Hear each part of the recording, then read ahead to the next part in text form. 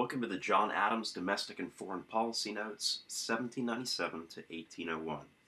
We're going to start off with a quick review of the life of John Adams prior to being president.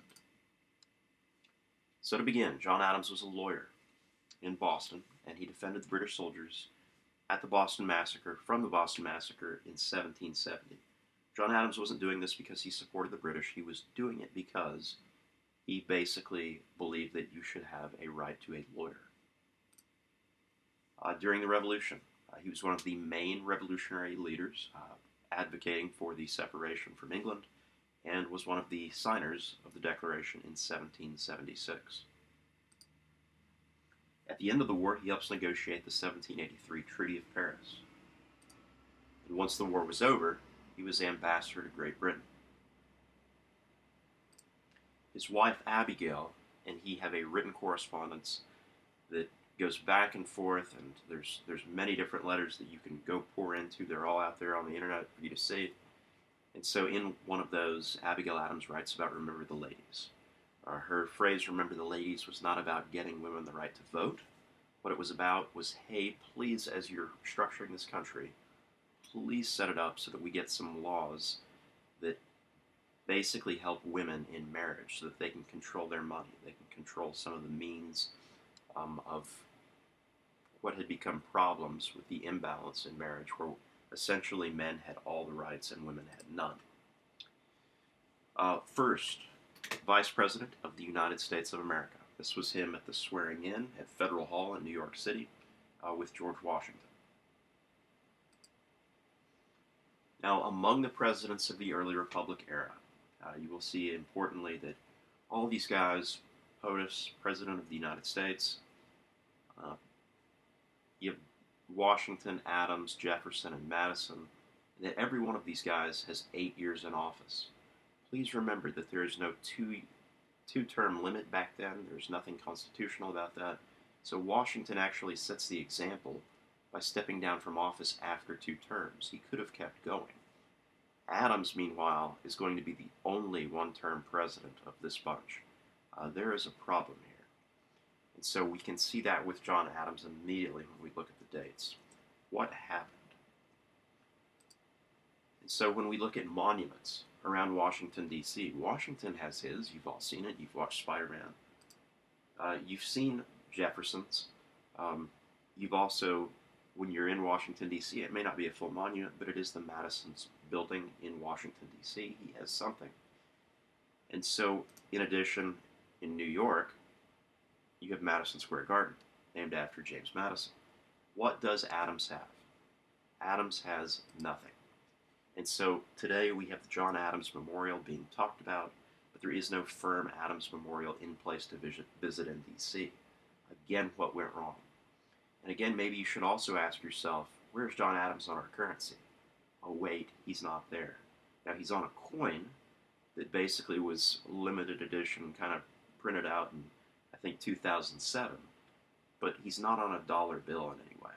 And so what happened with Adams' presidency that we don't think of him highly enough to put him there?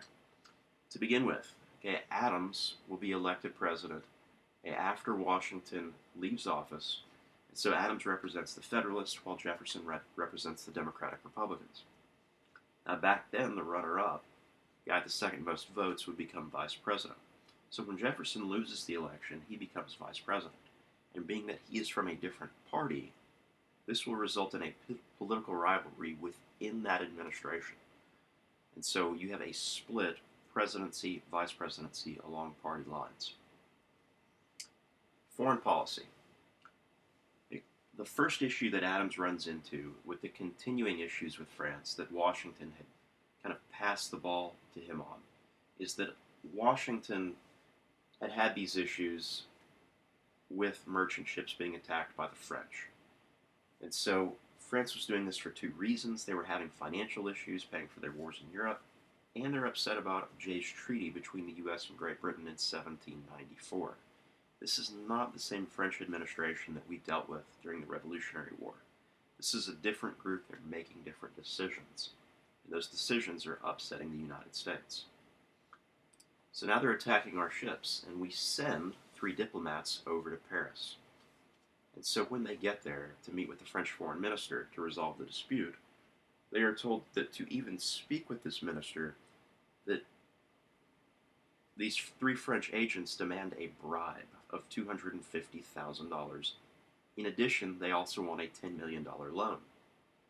If they don't provide that, the American administration, well, then you cannot meet with them. Imagine that you think that France is your friend, and France is saying, if you wish to meet with us, then you must pay this money. It's a giant insult. And so this becomes known as the XYZ affair in American history. So when the public learns about the XYZ affair, pro-war Federalists wanted to declare war on France. Again, that's Adams' party. And anti-French sentiment would rise around the United States. By 1798, Congress would cancel all treaties with France and allow for the seizure of French ships. The undeclared naval war becomes known as the quasi-war. That word is quasi. It means kind of, sort of, but not. It isn't quasi or crazy. It is quasi, and so it just means you're in a war, but you're really not in a war. It's this kind of undefinable thing. So again, here's a better look at that cartoon.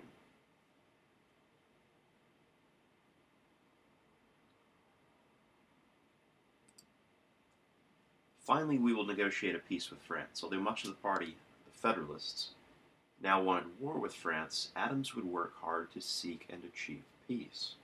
The Convention of 1800 would end both countries' naval attacks and reopen trade. In addition, it formally ends the Treaty of Alliance from the Revolutionary War.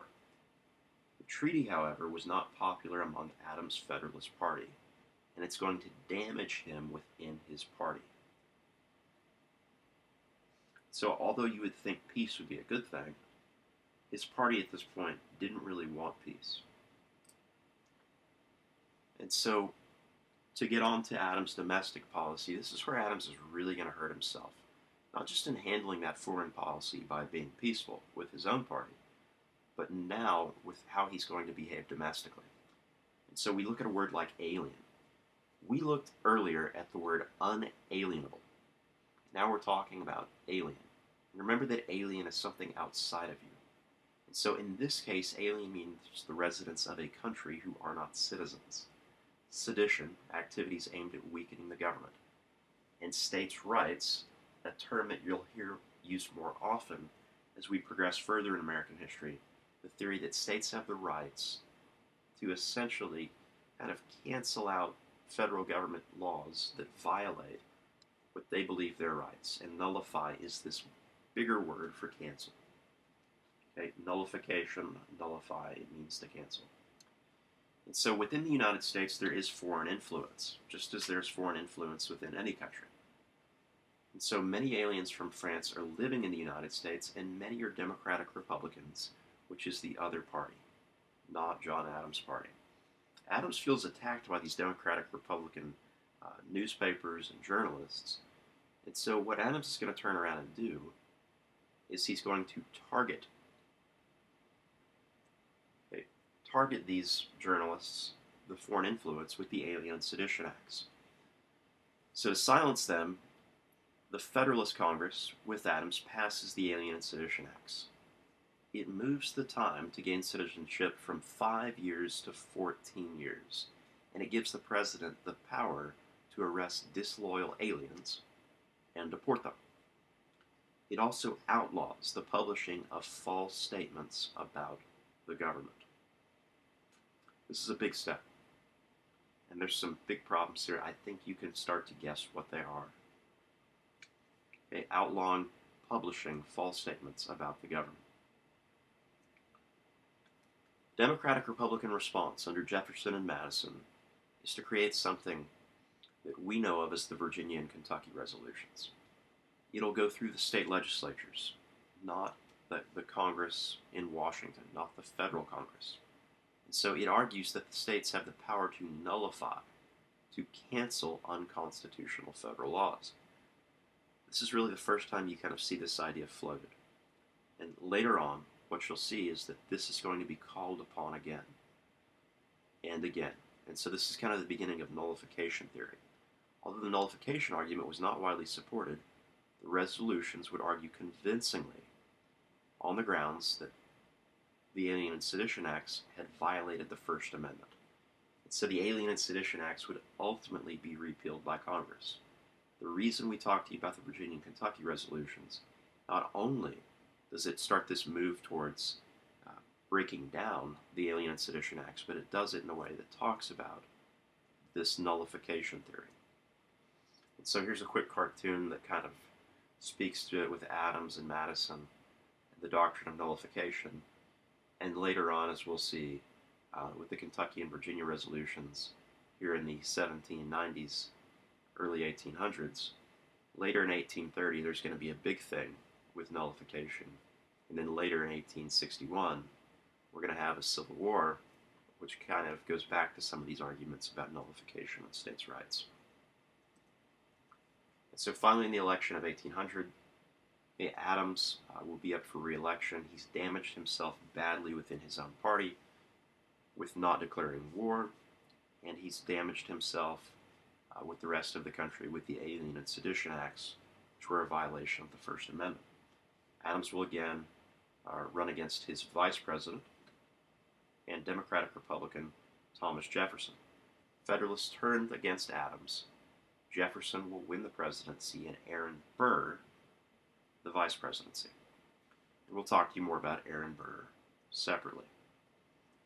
And so later on, after Adams gets out of office, Adams and Jefferson will both die on July 4th, 1776. It should say, I believe, 1825. Okay, that's much later. And so both these guys die on the same day, hours apart, like 1824, 1825. And so his son, John Quincy Adams, will be the 6th president of the United States.